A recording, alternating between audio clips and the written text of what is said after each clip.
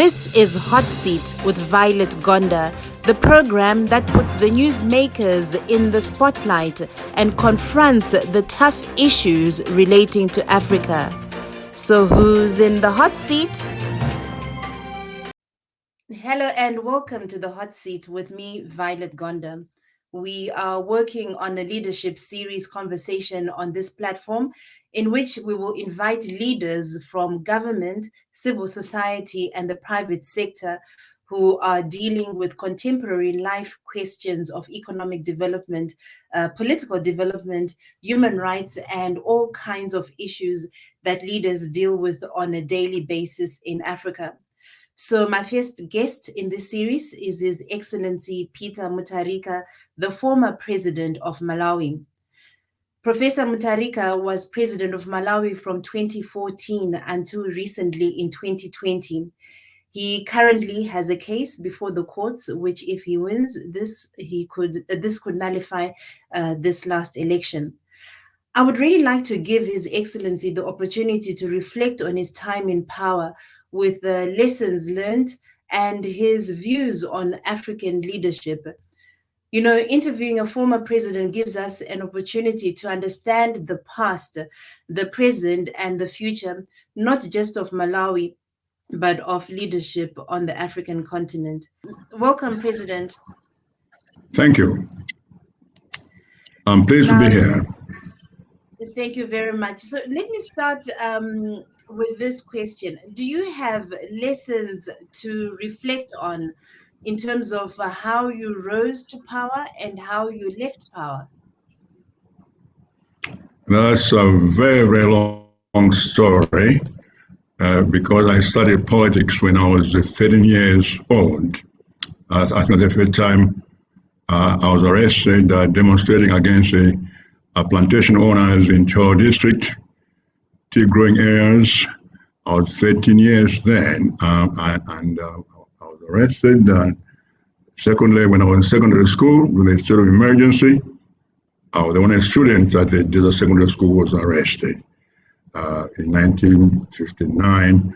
And then I went, of course, out of the country, went into exile in opposition to the dictatorship of Dr. Hastings Banda, who ruled the country for 31 years. So I spent most of my time in the United States, where I taught at several universities, but I spent most of the time at the law school of Washington University. And then I came back to Malawi in 2007 to assist my brother, who was the president then. I thought I would stay for only 1 year. I was his advisor. But I stayed on because people asked me to run for parliament. So I did. I won. And then I became Minister of Justice and Constitutional Affairs, then Minister of Education, Science and Technology, then finally Minister of Foreign Affairs. It was when I was Minister of Foreign Affairs that my brother suddenly died. So I went then into opposition and was fired. And a few months later, I was arrested and charged with treason. And then I got the nomination of my party in 2013. And in 2014, I ran for president and won my first election in 2014. The second one 5 years later in 2019. I won also. And that's the one that was nullified. I think you know the story. So 2020, it was nullified. And then now I'm in opposition now. Semi-retired, but I'm leading the former ruling party, Democratic Progressive Party, which I'm leading the party until 2023, and then I'll step down. So that's pretty much my journey. It has been a long journey, a long political journey. At the time of leaving power, you were voted out, and there was a rerun, as you said, and you didn't contest further, although you had tried to fire the Chief Justice before the rerun, but you finally gave up. Was this out of your magnanimity, or it was because there was no other way out? First of all, we never tried to fire the Chief Justice at all. The Chief Justice had accumulated more than 6 months of leave days, and the practice is if you accumulate so many days, you are not paid, but you go on leave pending retirement. 2 former Chief Justices went on leave 6 months before their retirement so as to use up their holidays, and 3 other judges. It happens all the time. It was a purely administrative a decision by the Chief Secretary to ask the Chief Justice to go on leave so he could use up his retirement days. He wasn't fired at all. So have you made peace with losing power? Because your critics in Malawi say you never actually conceded, but that you just vanished. Was that the case? That's not true.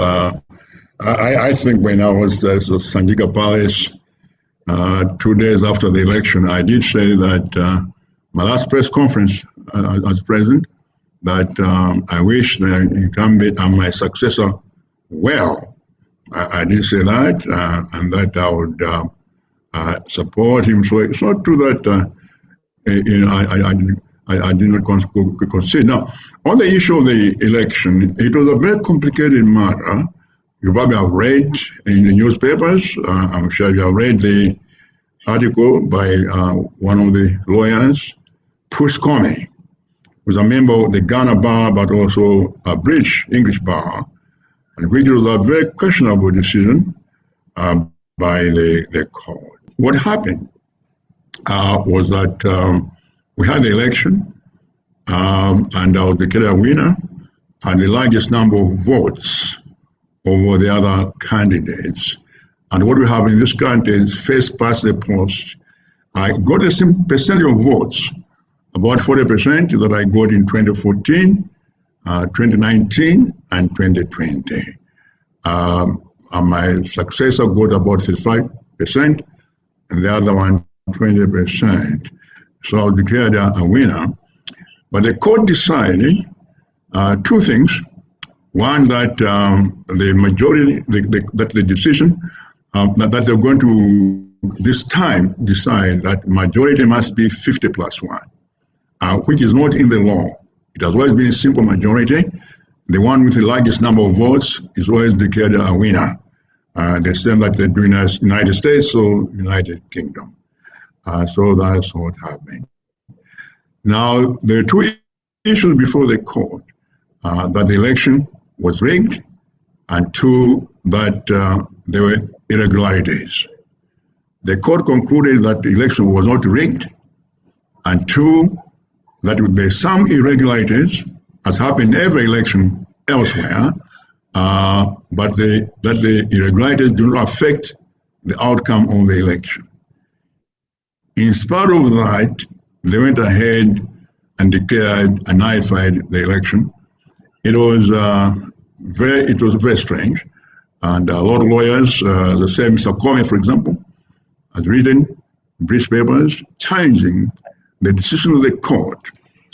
I decided not to go to the African court because I thought the country had gone through 1 year of violent demonstrations. That it was better for me to leave the scene and let somebody else take over.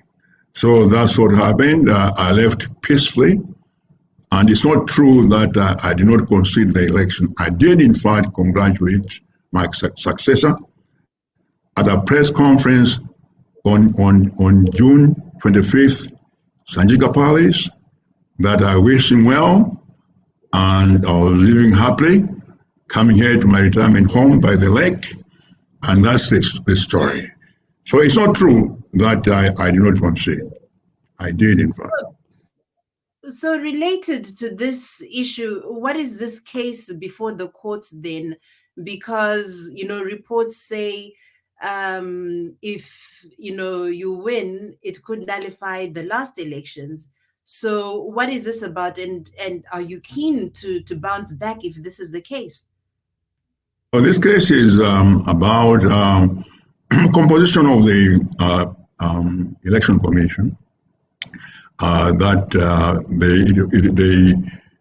we're supposed to have a minimum of 6 members of the commission, and apparently there are only 4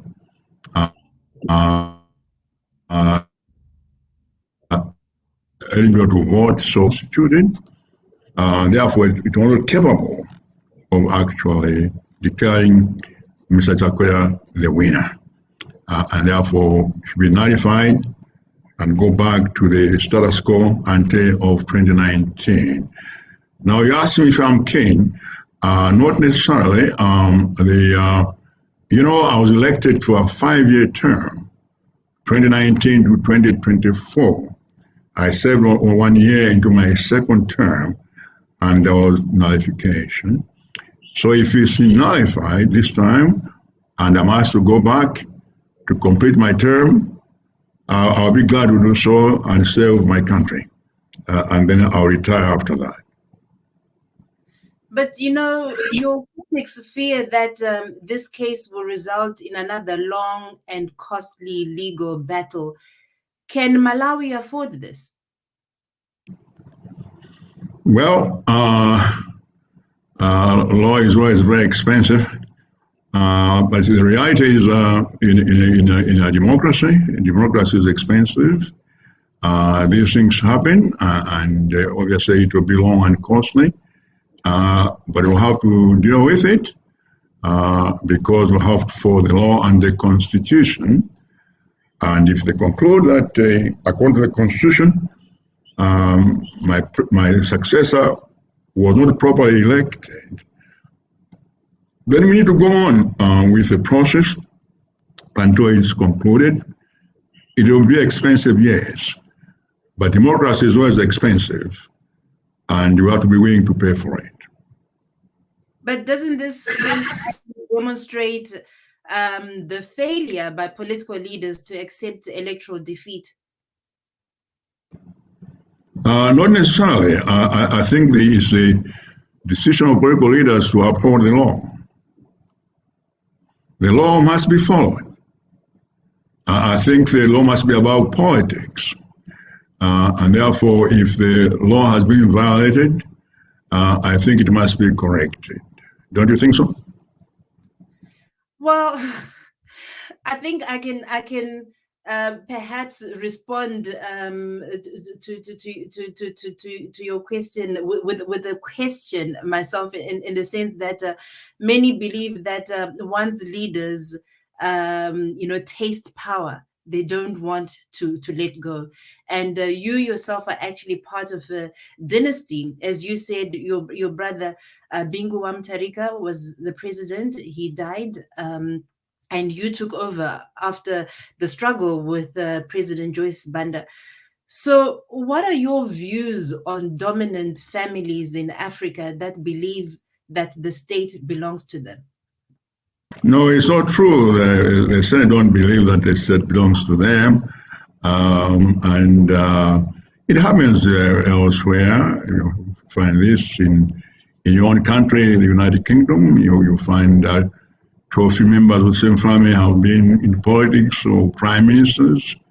In the United States, you have the Bushes, for example, father and son succeeding each other. South Korea or Canada, Trudeau's. All sorts of places, it happens. North Korea, it happens elsewhere. It's name recognition. I think what happens is, if a family is in politics, then it has name recognition.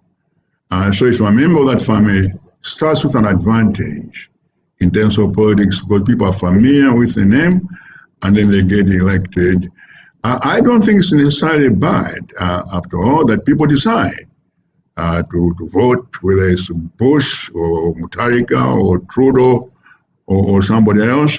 They decide to vote for that person. And I don't think it's necessarily bad. I think it's a question of service that some families want to serve. And that's what I think happened in this particular case. I left a very senior lucrative professorship, endowed professorship at a top American university, one of the best professorships. I left to come here because I want to serve this country. That's all. It was service, nothing else. Mm. Although some will say, given the examples that you've given, some will say just because it happens in other countries doesn't necessarily mean that it should happen, in your country. I'm from Zimbabwe, by the way, although I live in the UK. So, but I get your point. Do you have a reflection on peaceful transitions and peaceful transfer of power? Yeah, I think ours is a good example. Malawi is a good example. I think it was quite peaceful. A transition. There was no violence. And I think it will continue that way. From the time of Kamuzu Banda, there's a peaceful transition to Bakiri Maluzi, and then from there to Bingu Mutharika, then Joyce Banda, myself, then Lazarus Chakwera. It has been a peaceful transfer of power. And I think that's the way it should be. So what could you have done differently then to avoid an election loss? As I said, that they lost. I don't think we lost the election. We lost the government. So it's a very different matter. You see, there's no way to have won the election when the court decided that they're going to change the rules of the game in the middle and say now it's going to be 50 plus 1. Majority means 50 plus 1 rather than simple majority. Once I did that, it was obvious that I could not win because I got the same percent of votes in 2014, 2019, and 2020. So there is nothing I could have done. And then, of course, there was another element that 9 political parties joined into an alliance against my party. And therefore, the part of all Joyce Band and Hannah and all the others, they joined together. It was very difficult. So together, they were able to get 51% against my 40%. So that's what happens. I don't think there's much I could have done to really change the situation. It's the way the thing was structured that it was impossible for us to win. So if you win this case, what are the chances of a coalition government being formed in Malawi? Do you think that's where Malawi is heading next? I think so. I think in a way, I think it is because with the 50 plus 1, now that's apparently that's the new law now. With 50 plus 1, it's going to be extremely difficult for any party to get 50 plus 1 alone. And therefore, it will have to be coalition. Now, the president was able to get 51% because he went into a coalition with Dr. Saul's team of United Transformation Movement, UTM. So together, they got 51%. He got 33, Chima got 20%, I got 40. So the two of them together combined, they got 51. So you're right. I think from now onwards, it will be extremely difficult. It can happen, but it will be very difficult for one party to win alone. I think we're moving to an era of coalitions. Sorry, I interrupted you. Regional. Our parties are regional based. My party is mostly in the south and east. The Malawi Congress Party is in the center, and the other parties in the north. The parties are clearly regionally based, so it will have to be 2 regions or 3 combining in order to get 50 plus 1 or 51%. So we're moving into that governments, I think, for a long time in the future. What does this mean for democracy? And also, what do the people of Malawi want? Is this what they want? Well, for democracy, I think that's fine. Democracy is fine if actually Two parties win, combined. Obviously, they've been elected. It reflects the will of the people, and that'll be fine. For democracy, I think that'll be all right. We'll end up with this period of coalition governments. We see it happening in Germany, I think. See it happening to some extent in Canada. And that happens in other countries where no single party is dominant in the whole country, that you end up with these kind of coalitions. And we're ready for that. My party is ready to operate under the new conditions that have been set by the courts. You're talking about your party. So how is it actually faring, and are you grooming a successor? Because you said you hope to retire in a couple of years' time. So are you in the process of grooming a successor?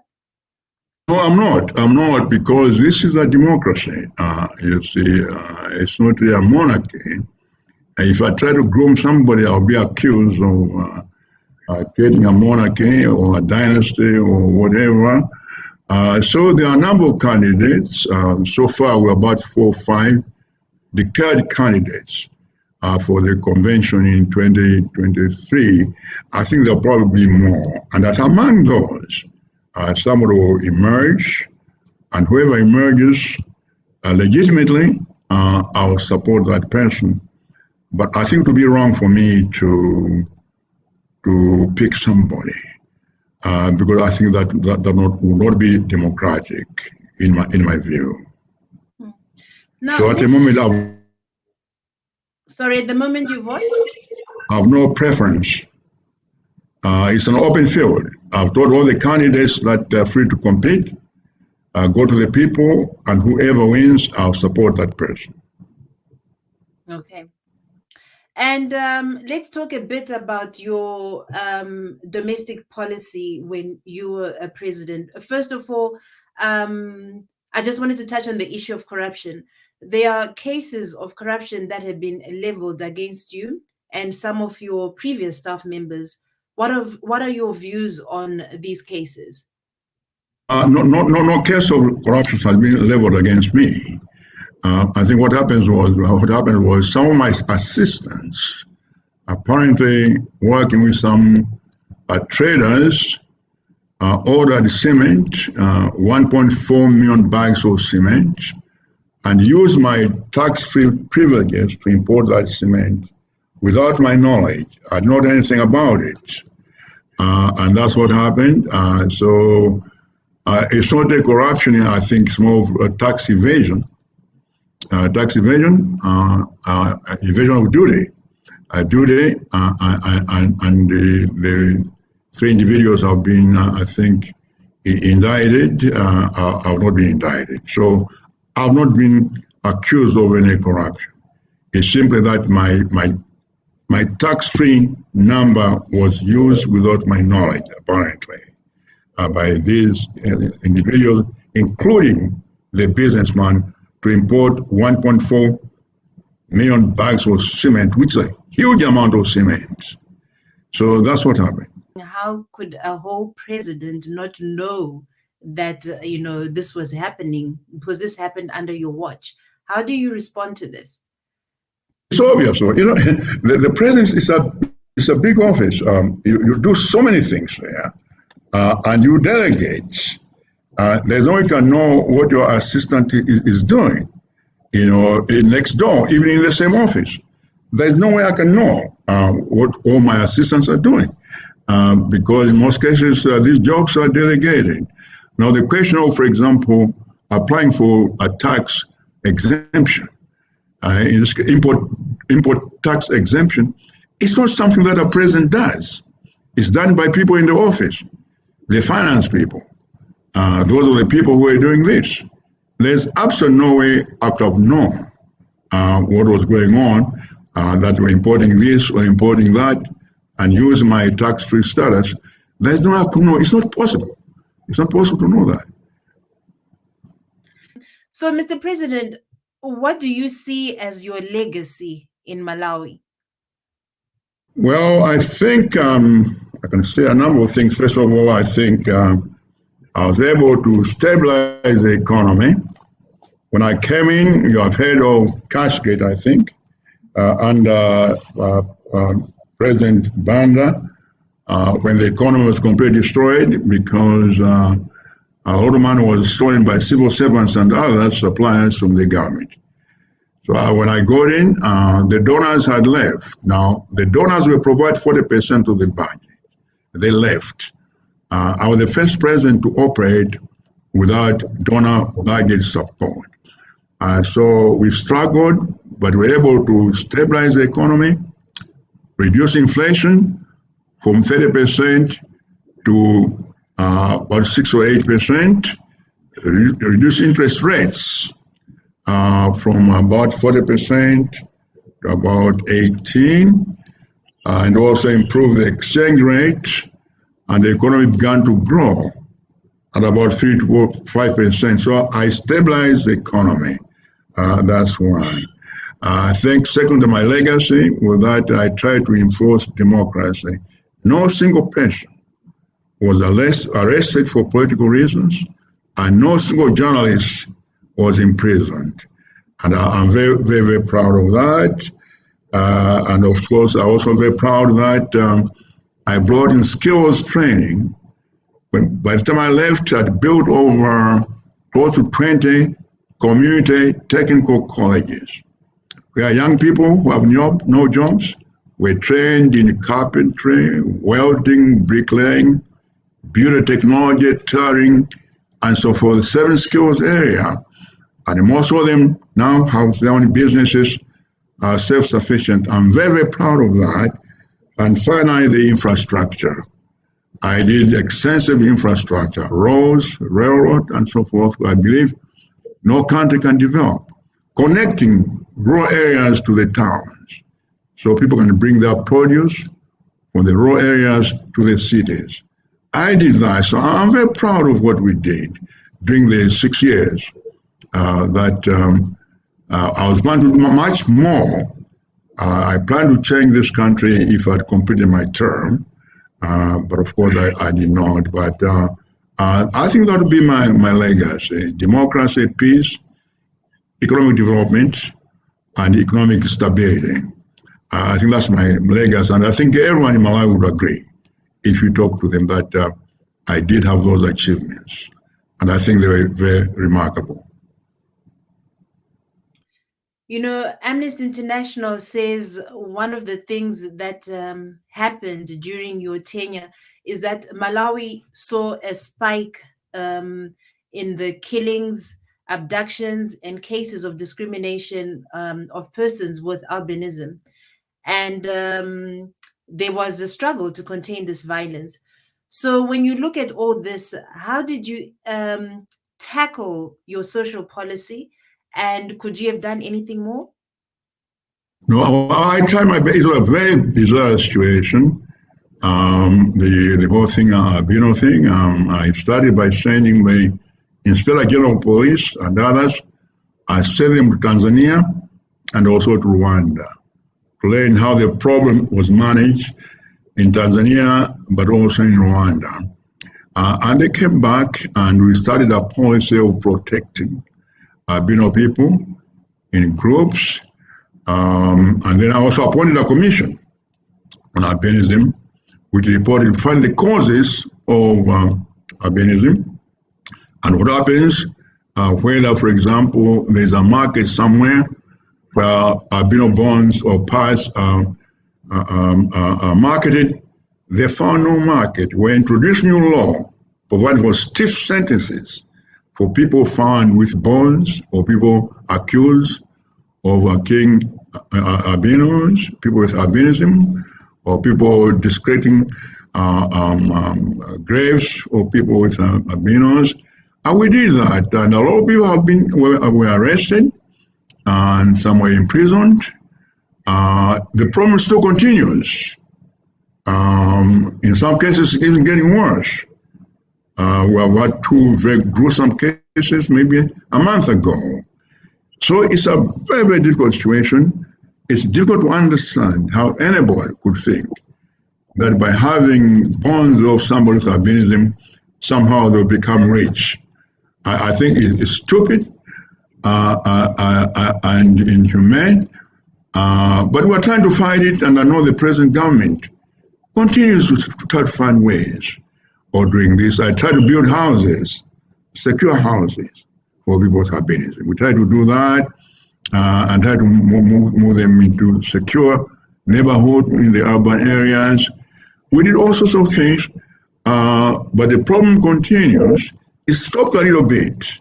Halfway through my tenure, 2018, 2019, it had pretty much gone down. But it started again this past year. So we don't know what the cause is and how to really stop it, but we'll continue to protect them.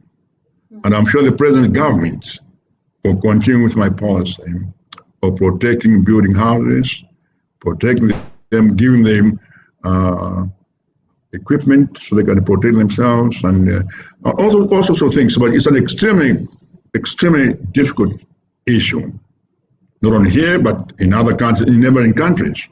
It's not only in Malawi, but also neighboring countries. They have the same problem. It it is. It is a serious regional problem in Southern Africa. And, as you say, indeed, laws were passed to block the sale of body parts of persons with albinism. And there was a national plan of action, as you mentioned, to tackle the root causes of discrimination. But it was during your tenure that there were cases of Mark Masambuka involving the police, and a case involving one of your cabinet ministers or advisors. And some of these cases, your critics say, have never been concluded, which then goes to show a number of cases of criminal justice failings and social protection failings during your time, as some believe that you failed to contain the cross-border crimes which led to the marketing of persons with albinism. What are your thoughts on this?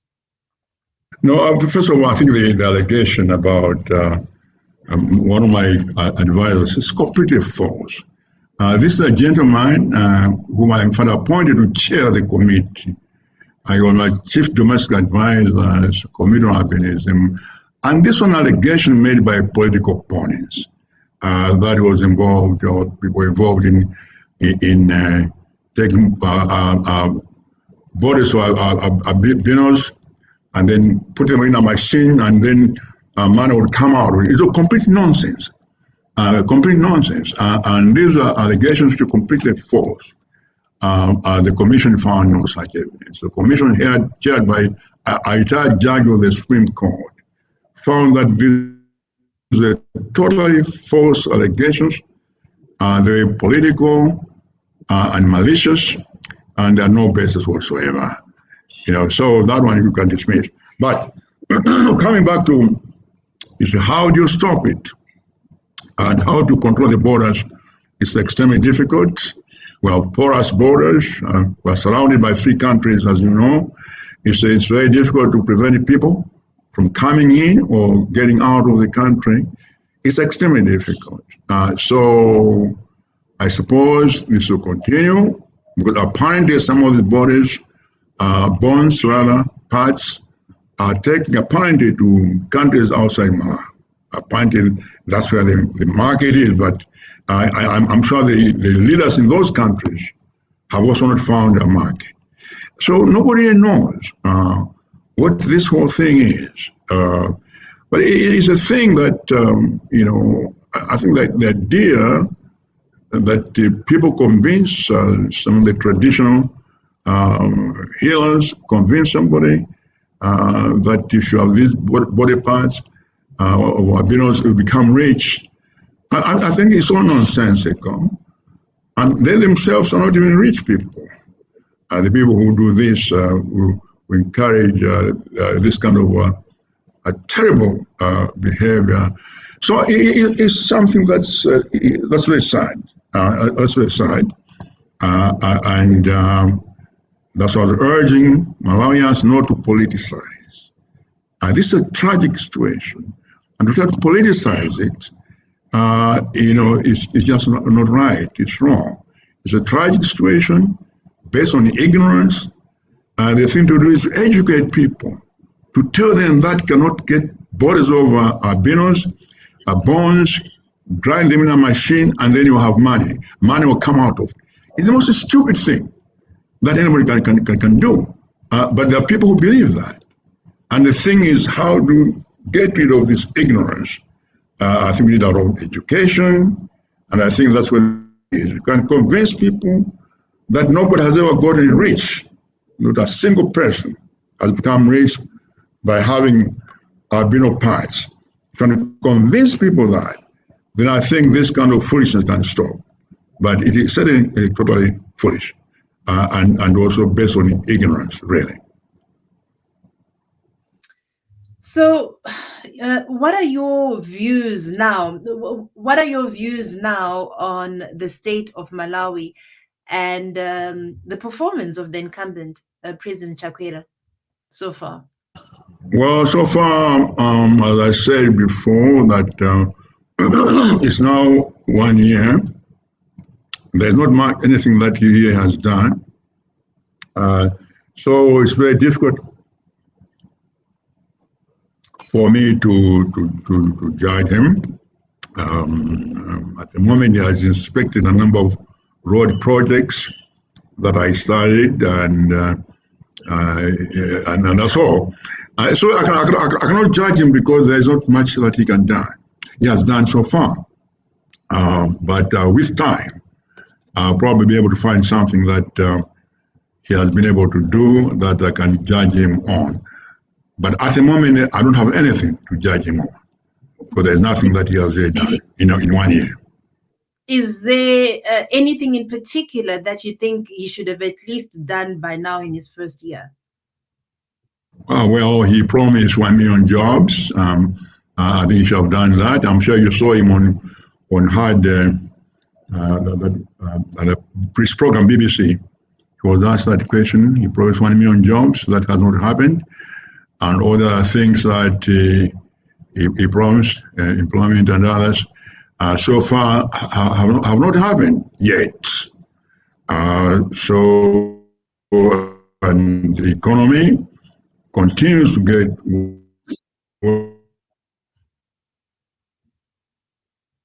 worse and worse. People are complaining everywhere. And some of the things he promised, reduce the cost of fertilizer input programs, actually have gone up. So those are the things he should have done that he promised during the campaign. So far, he has not been able to do them yet. But I'm sure with time, he'll be able to do so. And of course, we are in the middle of a pandemic. Vaccinations have been one of the biggest crisis points. And reports say more than 55% have been immunized in the global north, but only 1% vaccinated in the global south.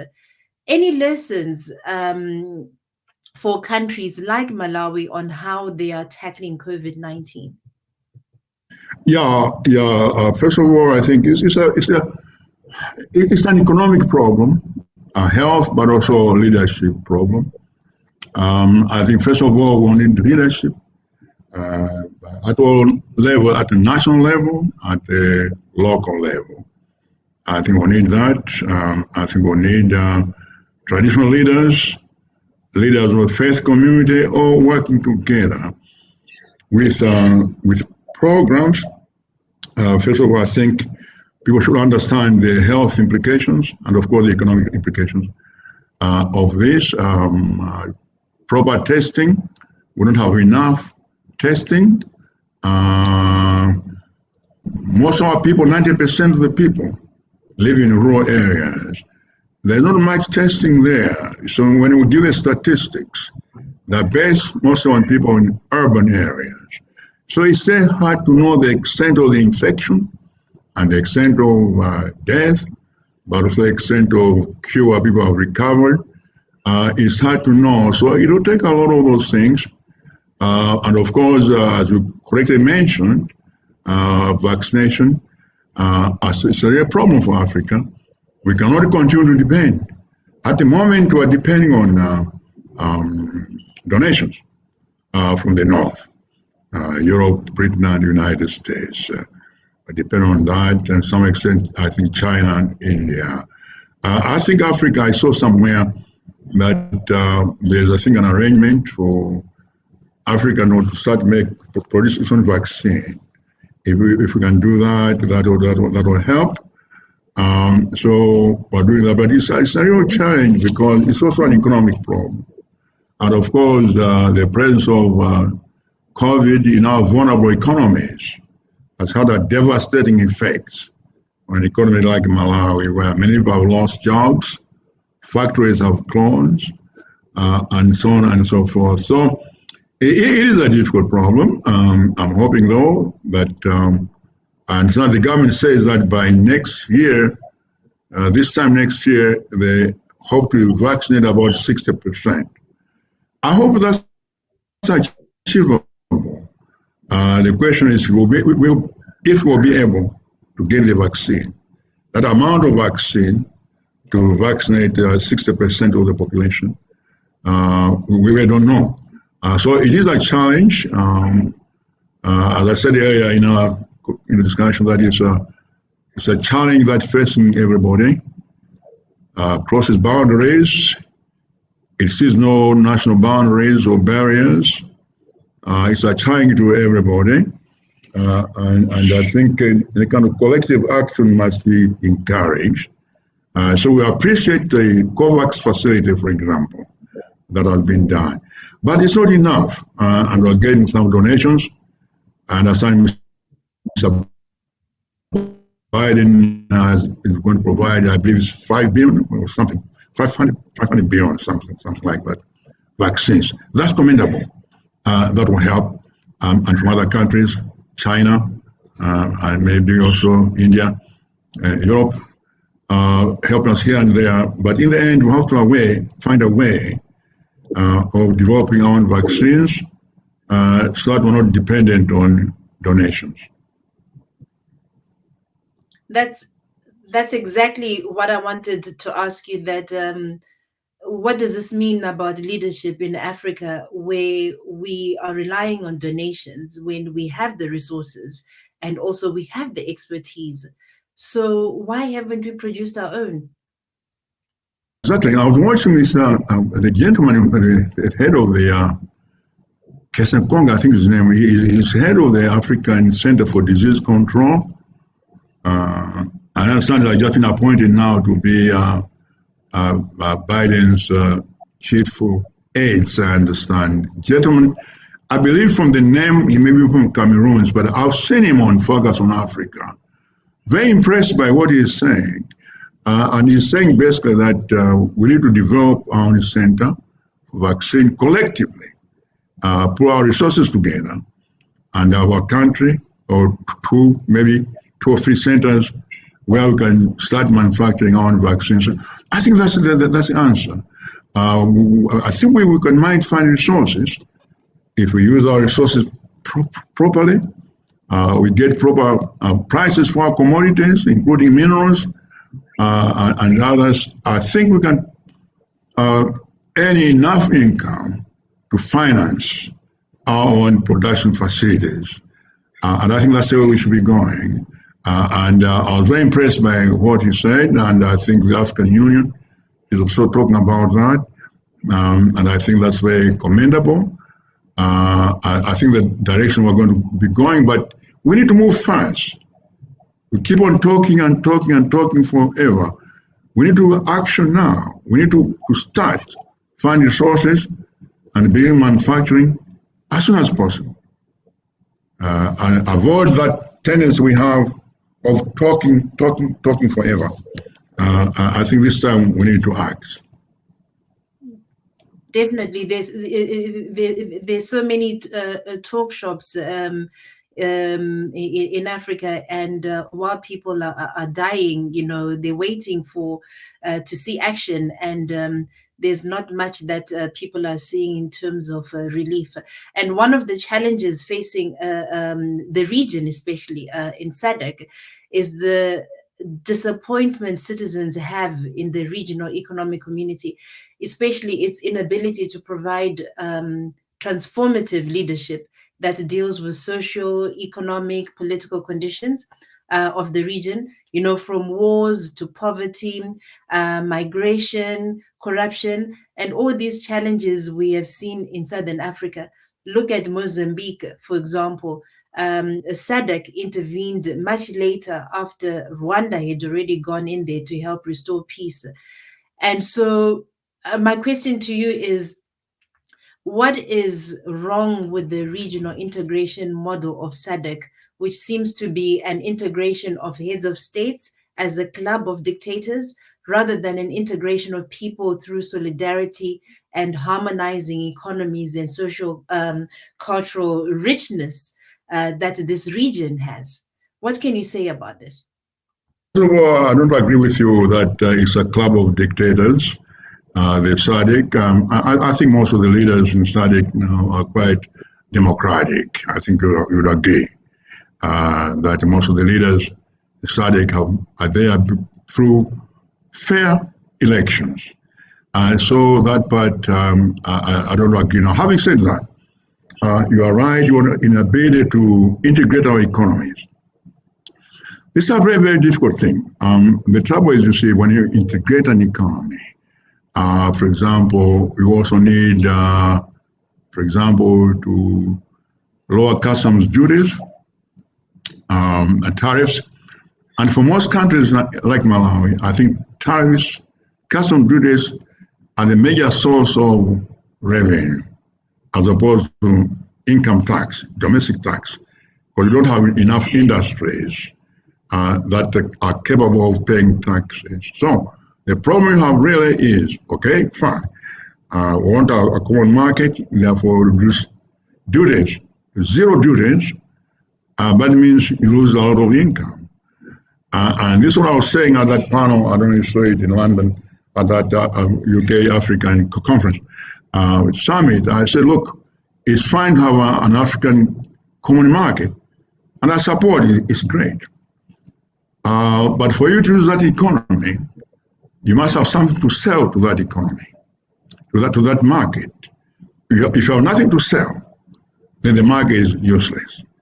So the key is the production, industrialization first in our countries. Once we industrialize and producing goods, then we can begin exporting to external markets.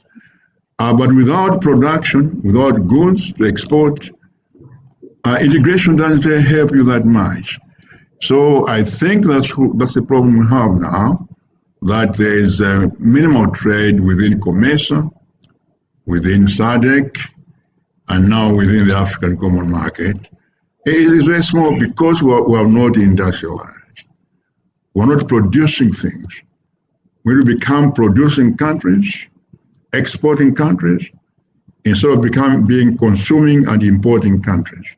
We need to do that. So when you go to the basics and begin to industrialize, once we do that, then you can talk about the regional integration. That will be meaningful. Otherwise, it will be completely meaningless. And you say you disagree with that description about SADC, and that is an integration of heads of state, or it's a club of dictators, or they have this brotherhood mentality as ruling parties in this region. But some in the opposition and civil society in the region will disagree with you because, for example, they say the SADC organ on defense, politics, and security is always accused of only meeting with ruling parties.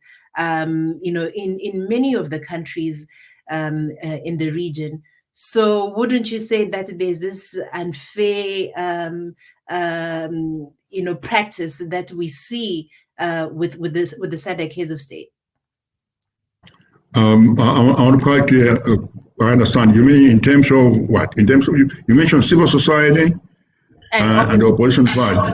Yeah, Yes. like for example, Uh, in a country like Zimbabwe, if whenever there is a conflict, and the regional body intervenes, the opposition civil society always complain that they are never involved in the discussions in terms of trying to deal with the issues that affect a country like Zimbabwe.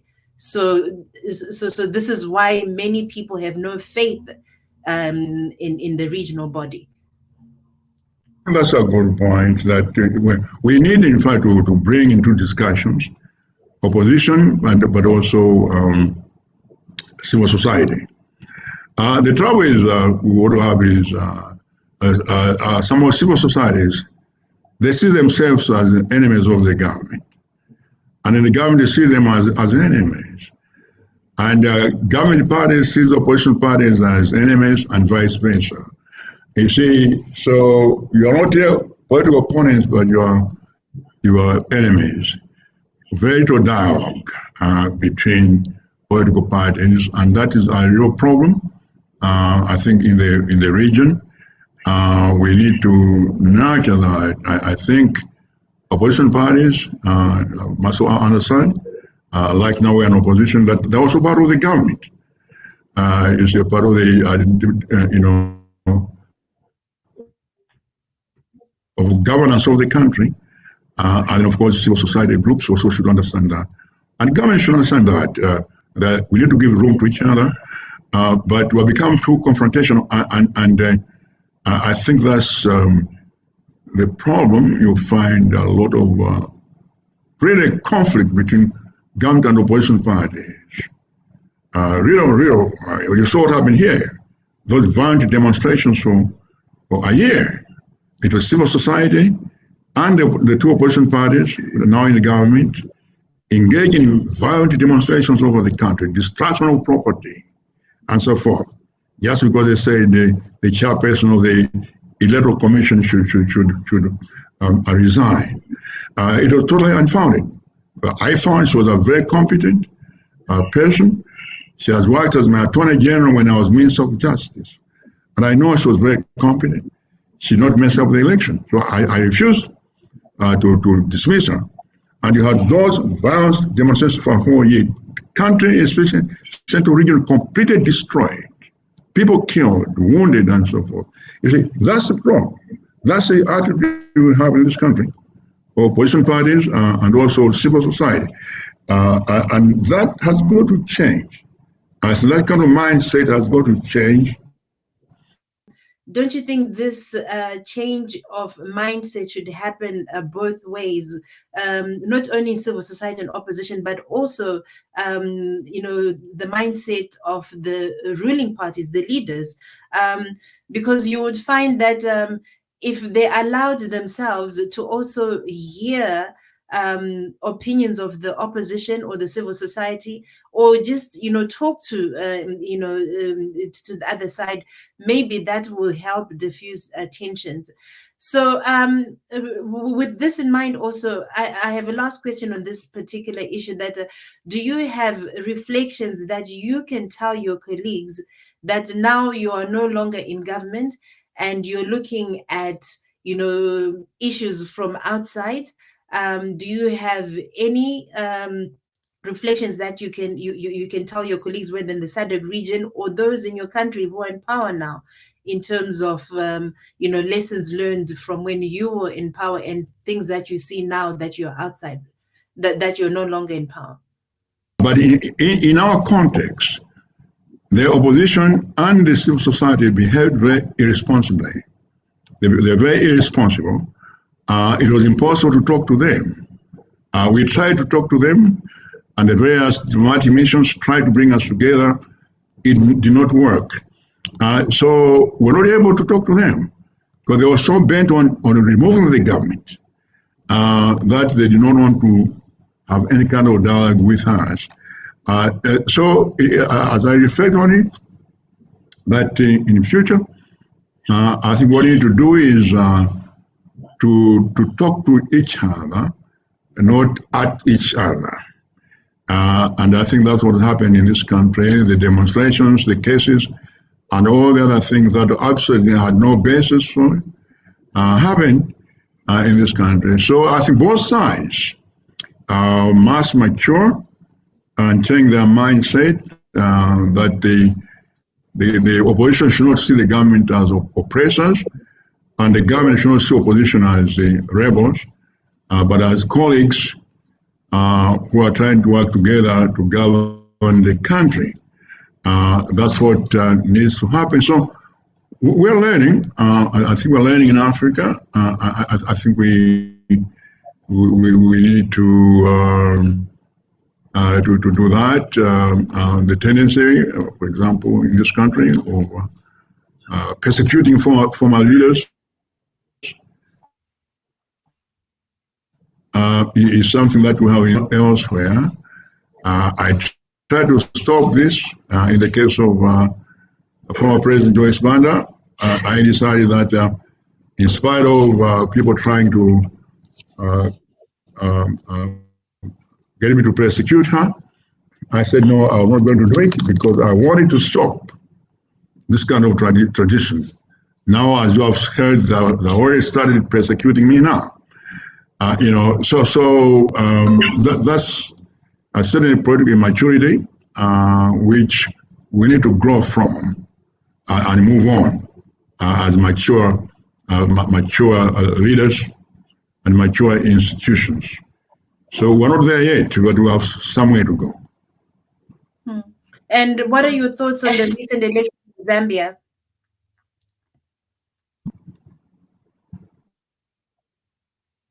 What Hello? are your thoughts on the recent elections in Zambia? Oh, the election, that was very interesting. In a way, almost like Malawi, though. It's very, very similar. President Lungu stayed for 6 years, I stayed for 6 years. And very, very similar to what happened in this country. That the opposition came in and the opposition made the same promises about jobs and so forth. And that appealed to the youth, unemployed youth, and they made the same promise of jobs that the opposition here made. Of course, here they're not able to fulfill it.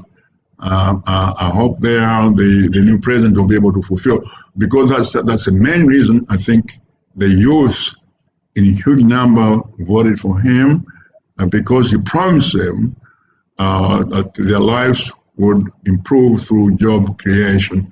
So it was a very interesting election, almost like the election in this country. How have you found life outside of the presidency, and is there anything you'd do differently given a second chance? Very exciting outside. I'm doing a lot of reading. I'm doing a lot of writing, research. As you know, I spent about 40 years teaching at various universities in Africa, Europe, United States. And so I'm doing a lot of reading and writing and reflecting on my story. There are a number of things I want to talk about: governance in Africa, using Malawi as a case study. So we're working on that, and also working on a collection of my speeches that I've made over the years. So I'm quite busy. No, I'll not do anything differently at all. I think I thought we were on the right path in terms of the policies we introduced in this country, both economic, infrastructure, skills training, and stabilize the economy. If I were to do it again, I'll do it exactly the way I did, because I think we're on the right path. And the new government is following every policy initiative that I left, that continue with it, which means that, in fact, there were solid policies for this country. If you were to reflect on the theme of leadership on the continent, what would be your theme? What are your major lessons of successful and transformational leadership? And do you see a place for young people in politics today? Oh, yes, indeed. Let me answer the second one first. a lot room for young people. In my cabinet, over 50% of the ministers were 40 or under. And some key positions like health, foreign affairs, education, are young people. So there's a lot of room for young people, both in the government but also in the party. Yesterday we had a meeting of the Central Committee of the party, and one of the things we're talking about is to increase women and also the youth in the party, in various governance positions in the party. So I see that. Now, on the question of leadership transformation, I think each country is different. You cannot give sort of a broad picture for the whole of Africa.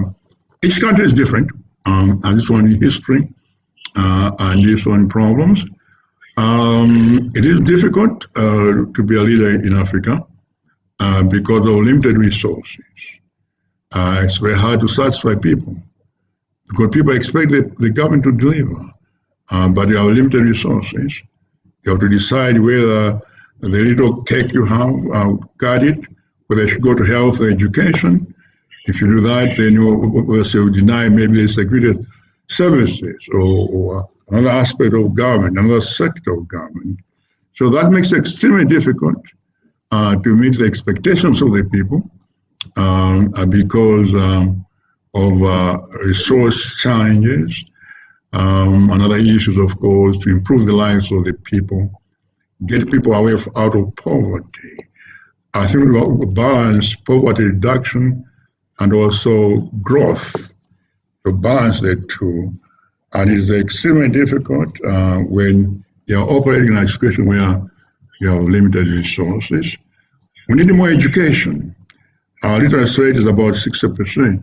We need more education. We need more skills education so that we have artisans and technical people who are really the key in any society if it's to develop. So those are things that you need to do. If you do that, I think you can transform Africa. I think we were beginning to do so slowly. And I'm glad that the present government has continued every one of my initiatives, whether it's skills training, education, infrastructure, foreign investment. They've continued all those things, and that's commendable. I think that's the way to go. You know, when you say limited resources, but some would disagree that that is one of the problems that we face in Africa in terms of limited resources, because we have a wealth of resources in Africa. And so people will say it's a leadership crisis where you have a lot of leaders also, doing corrupt activities, and then also making bad decisions, such as selling resources, or allowing foreigners to exploit our resources. And some even bring up the issue of China, and they say that China is like there's a scramble for Africa and China is taking over, and a lot of our leaders are not really doing good business with the Chinese. What are your thoughts on this? Yeah, you're right that we have resources, both human and also natural physical resources. But I think the question is how to translate these resources into capital. And that's really the problem. How to create wealth. It is a problem now with respect to foreign investment. I know I'm aware of what has been said about China. It has always been that way. People have always complained about foreign investors, because foreign investors obviously are coming in to make money.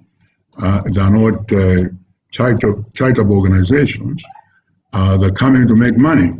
But as governments, we must balance that. We must make sure that the government, the country gets enough from the investments, either in terms of taxes, whatever, you structure it. And that's, I think, where we have failed. to do in Africa that we have not been able to negotiate proper deals, especially in the mining area and others, exploration oil and so forth. We have not been able to do that. That's why we have some oil-producing countries among the poorest in Africa, because they have not been able to structure agreements that benefit them. So that's an area that we need to work very, very hard, indeed. So, and if we do that, foreign investment can complement us, can help us. But almost every country in the world that has developed because of foreign investments. The United States, investments from Britain, Netherlands, China, overseas Chinese. Every country, India, has benefited from foreign investments. But we must do it properly so that, in fact, that investment is not exploiting the country and that the local economy is benefiting. That's where the challenge is. Excuse me.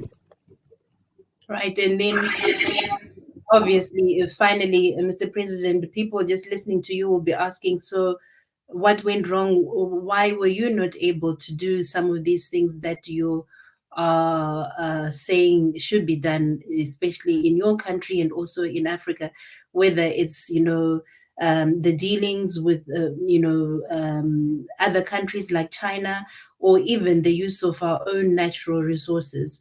So how would you respond to that? In the 6 years I was in power, we did quite a lot in terms of foreign investment. We brought investment into key sectors of the economy, like agriculture, for example, rural development. We did that. We encouraged investment there, infrastructure. We did that. Obviously, we had a long way to go. We came up with a master transportation plan and also a vision 2063. We did that, and for the first time, we created a national planning commission, which is really sort of projecting us 2063 in line with the Africa we want. So we did those things in 6 years, and it's not enough in 6 years. We can't do all those things I wanted to do, and a lot of other projects I wanted to do during the remaining 4 years of the presidency. Of course, I never got an opportunity to do that, but we did a lot, and I think the country is moving in the right direction. And that's all we have on the program Hot Seat with Violet Gonda. We hope this series will form part of the work to encourage better understanding of the challenges being faced on the continent and sensitizing communities and international stakeholders. Thank you, President Peter Mutharika, for talking to us on the program Hot Seat. The interview and full transcript is available on www.violetgonda.co.uk and on YouTube. You've been watching The Hot Seat with Violet Gonda. For more programs like these, follow @Violet Gonda on Twitter and YouTube, or visit www.violetgonda.co.uk.